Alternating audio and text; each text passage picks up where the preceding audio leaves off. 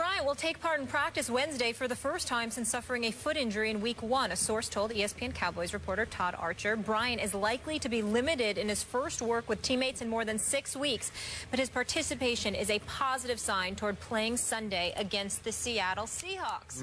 Skip Bayless, Dez could be back. Is he going to play Sunday?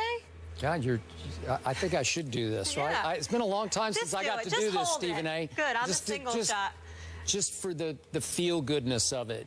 Okay. He's ignoring us. Now, back to objectivity. Yeah. I guess there's a chance Dez Bryant will attempt to play against the Seattle Seahawks at Jerry World on Sunday. I'm going to go Stephen A. on the Steelers. As we heard earlier in this show, Stephen A. Smith took the stance that he does not want Big Ben to play yet. He should save himself to make sure he's ready to go for the back half of the season by not playing this Sunday against the Cincinnati Bengals in Pittsburgh. That was Stephen A.'s earlier stance on this show. I'm going to take a similar one here on Dez. I do not want him to play against the Rough Riders that are the Seattle Seahawks Legion of Boom. I don't think it is worth the risk because, and I'm going to be honest about this, Stephen A., I do not like my team's chances against the Seahawks at Jerry World this Sunday. Seattle owes Dallas. Dallas embarrassed Seattle at Seattle, as you recall, last year. The Legion of Boom snacks on backup quarterbacks like Matt Castle. In fact, it'll be the equivalent. Matt Castle will be like Oberto beef jerky, just another piece of beef jerky for Richard Sherman. You get out. What you get, what you put in. Yeah, we get it. And so that little voice in my stomach, you know, Richard will be dropping a little Oberto Castle jerky down his throat to you this time. I just don't love it. I'm sorry. It's the wrong place, wrong time. If I'm Dez, I wait one more week just to make sure that your surgery will take and hold. And let's go ahead and let it all fly against the Eagles the following week at Jerry World. I'm okay with that. I just don't like our chances this week against the Seahawks at home, where the Cowboys notoriously don't play very well anyway. Your thoughts, Mr. Smith? Well, Skip Bayless, first of all, let me say to you that I'm very, very proud of the position that you've taken. I mean, the fact that, you know, you seem to be echoing my sentiments, I mean, it just shows that you're wisdom. I'm learning from the best on a daily basis. At the foot of the master. I'm just touched by that. Yeah.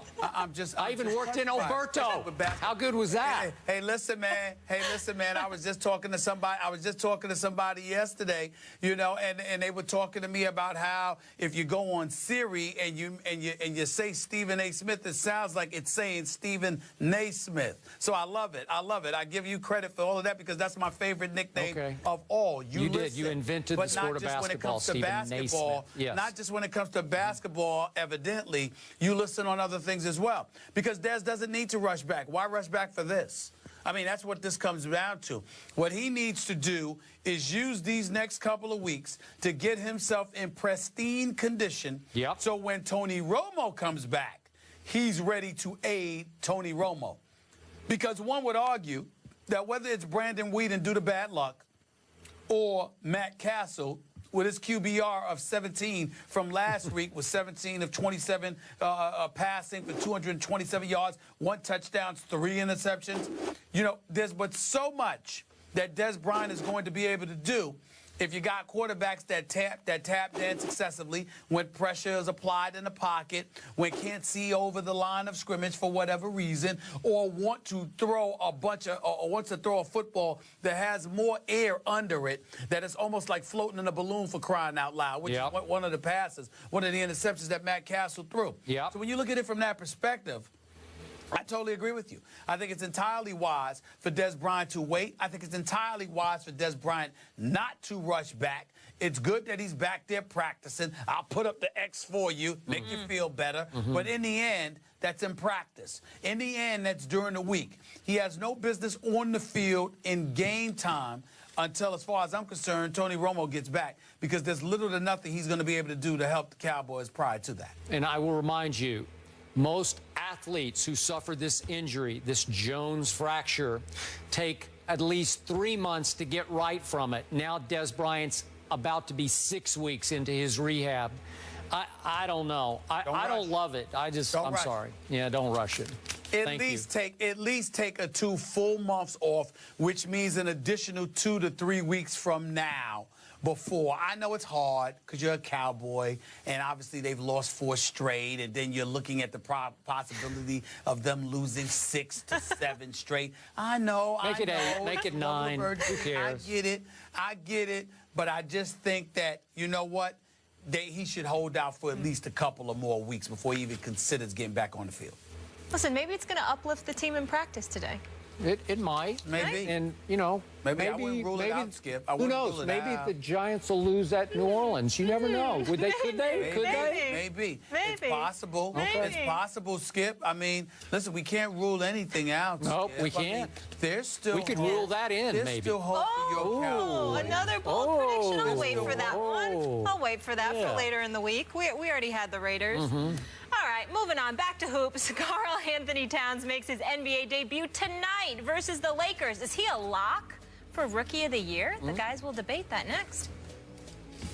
2 picks in this year's NBA draft face off tonight in Los Angeles when Karl Anthony Towns and D'Angelo Russell make their debuts. But according to odds makers, neither are the favorite to win Rookie of the Year.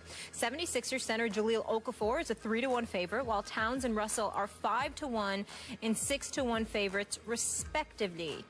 Stephen A., who's going to win Rookie of the Year? I got to tell y'all something. Okay. First of all, let's understand this. Karl Anthony Towns deserves to be the favorite to capture Rookie of the Year honors. The reason that I say that, Skip Bayless, is because not only is he going to be your starter at the 5, I spoke to Coach Sam Mitchell on my radio show for the Minnesota Timberwolves yesterday as well. And by the way, Skip, let's take a quick moment to pay our respects to the late, great Flip Saunders, definitely. head coach, president of the Timberwolves, and his passing. Wonderful guy. God we worked bless. with him here at ESPN. Obviously, Coach, God bless him and his family. Let's just say that. Yep. But when you look at Karl Anthony Towns, they've got him starting at the 5. So because he's going to start at the 5 and he's being schooled and tutored by KG, and he could also play that stretch 4, he's going to be in position to put up some decent numbers. And he's got the inside track on that. The reason why I don't consider him a lock, however, for Rookie of the Year, Skip, is because he's playing around a bunch of young guys. I'm not sold on Ricky Rubio, even though he's not that young. He's been around long enough. But Zach LaVine is his backup. Shabazz Muhammad at the 3, who loves to shoot. You're looking at Andrew Wiggins, who's going to be at the 2. Not sure about that. Yep. Here's the guys that I keep my eyes on. Stanley Roberts in Detroit, out of Arizona. I like his chances to win Rookie of the Year. And Emmanuel Mudiay for Denver, who went to China and was supposed to be at SMU with Larry Brown. Those are the 2 that I think could knock Karl Anthony Towns off for Rookie of the Year. I'm not putting D'Angelo Russell because he's young, and I'm not putting Jahlil Okafor because he plays for the Sixers, who I think will suffer again this year. No Porzingis in that conversation? He might deserve it. We'll see. Okay. You know how much I love Karl Anthony Towns because I told you before the draft, for months before the draft, that would be my guy. I think he will prove to be a better NBA player than Jahlil Okafor. I could also see Okafor easily winning Rookie of the Year just because he's got an NBA body already. I'm not sure about Karl Anthony's physique yet. I'm not sure about his physicality. And even though we know the Sixers are not going to be very good either, I think that Okafor is going to be a fairly dominating rookie player. And I agree with the odds. I would give him the best shot to win. Now, I'm a big Mudiay guy, too. And I told you I thought the Knicks missed the boat not taking him over Porzingis. Larry Brown said this is his guy, that Larry would think about taking him in the first couple of picks in the draft. So I'm watching closely on Mudiay. But go ahead. I meant Stanley Johnson, not Stanley Roberts. Yeah, I got it. I knew what you were talking about. Stanley Johnson. I used to like Stanley Roberts, too, once upon a time. But, yes. Okay. Once upon a time. All right. My point is, I'm surprised you're giving Okafor no credit here. You're just dismissing him from this conversation. You didn't bring him up. Only because, because I think the Sixers are going to stink.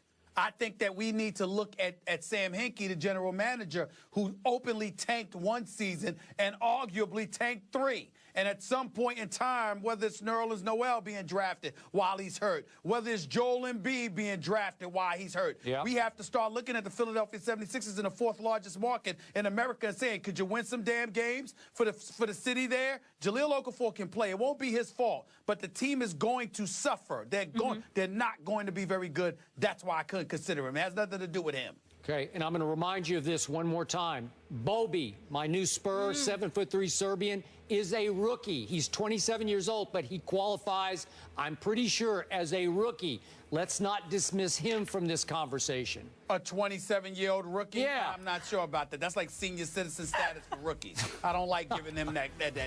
Well, I don't like putting them in that. I'm pretty sure he's qualified. I know, but you better watch it. I'm looking for pops and flashes, just like crazy in football. Bobby. Kareem Abdul-Jabbar. Come on now.